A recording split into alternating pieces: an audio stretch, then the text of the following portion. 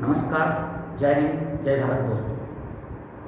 आज मैं पुष्पेंद्र गौड़ विज्ञान विषय कक्षा 9वीं के कुछ महत्वपूर्ण बिंदुओं को लेकर के आया हूँ। आज हम कक्षा 9वीं का विज्ञान में अध्याय 2 के बारे में पढ़ेंगे।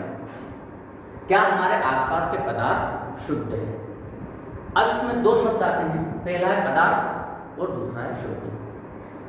पदार्थ क्या है ये आप पिछले अध्याय में पढ़ चुके हैं। यहाँ मैं आपको फिर से एक बार इसको रिवाइज कर देता हूँ कि पदार्थ क्या है।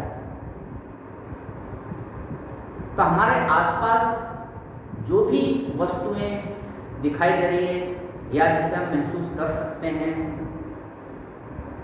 जिसका द्रव्यमान हो और जो जगह घेरती हो, वे सारी चीजें पदार्थ हैं। तो ये आपने पिछले अध्याय में पढ़ चुके हैं।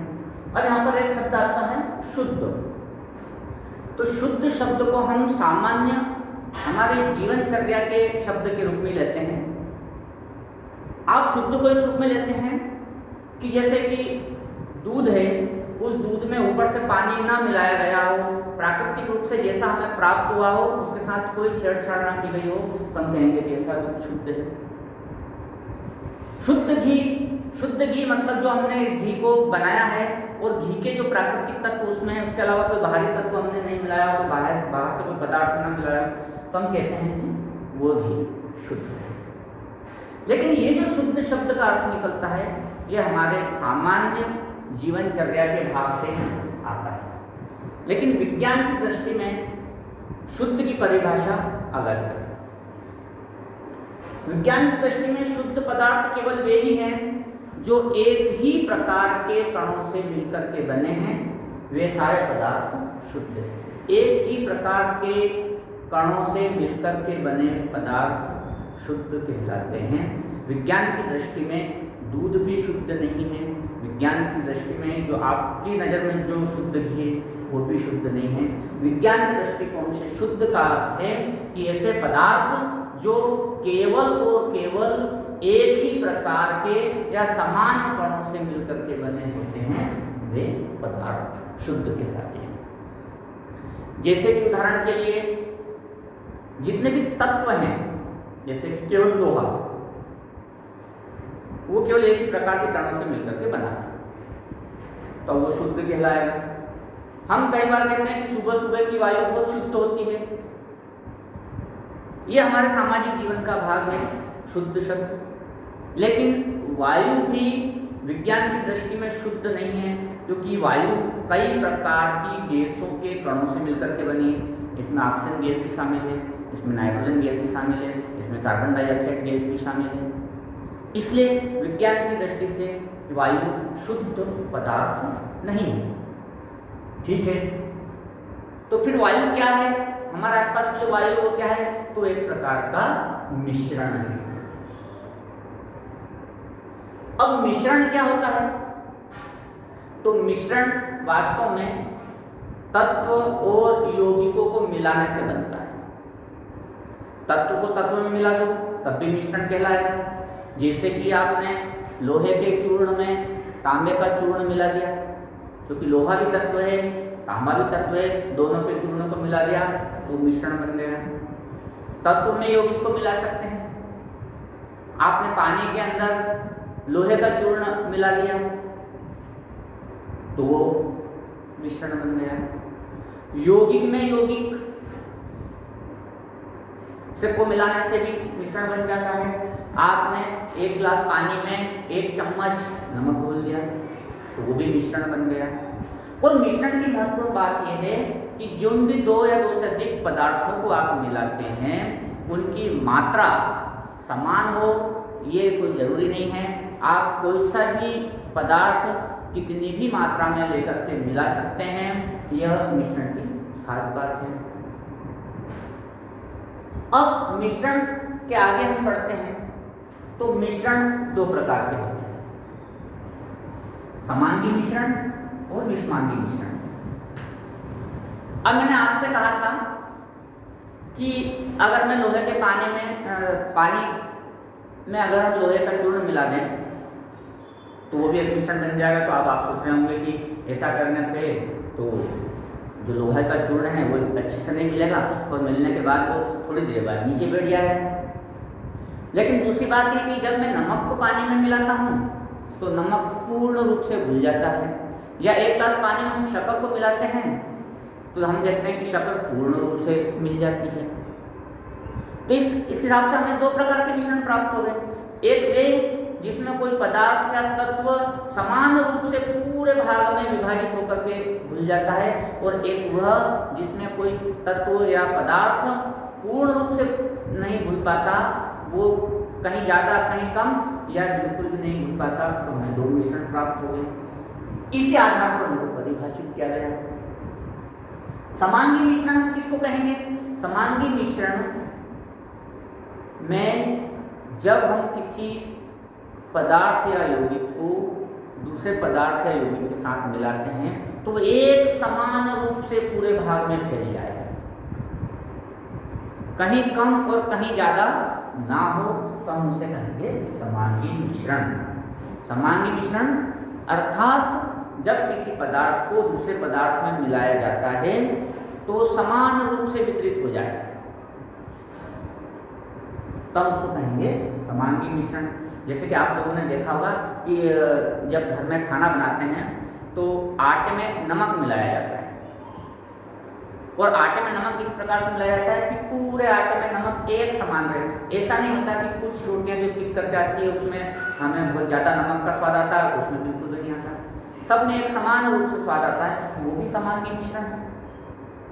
जब आप एक गिलास पानी में 1 चम्मच या 2 चम्मच शक्कर घोल देते हैं तो आप देखते हैं कि शक्कर का जो स्वाद है पूरे पानी में ऊपर से नीचे तक हम जब पीते हैं तो एक समान स्वाद आता है, कहीं ज़्यादा मीठा तो कहीं ज़्यादा फीका स्वाद नहीं आता, तो उसको हम बोलेंगे समांगी मिश्रण। इसको बहुत अच्छे से हम परिभाषित करेंगे कि ऐसा मिश्रण जिसमें जब दो पदार्थों को मिलाया जाता है तो वे समान रूप से वितरित हो जाए, समांगी मिश्रण कहलाता है।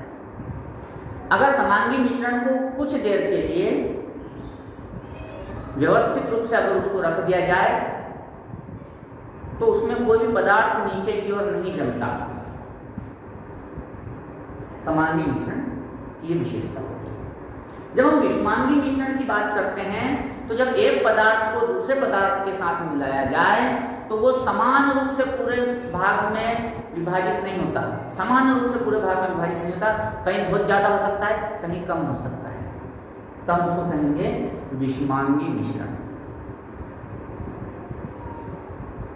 जैसे कि अगर आप 1 गिलास पानी में 1 चम्मच मिट्टी उठा करके घोलेंगे तो आप देखेंगे कि कहीं पर मिट्टी के कण ज़्यादा दिखाई देंगे, कहीं पे कम दिखाएंगे और कहीं पे बहुत कम दिखाई देंगे।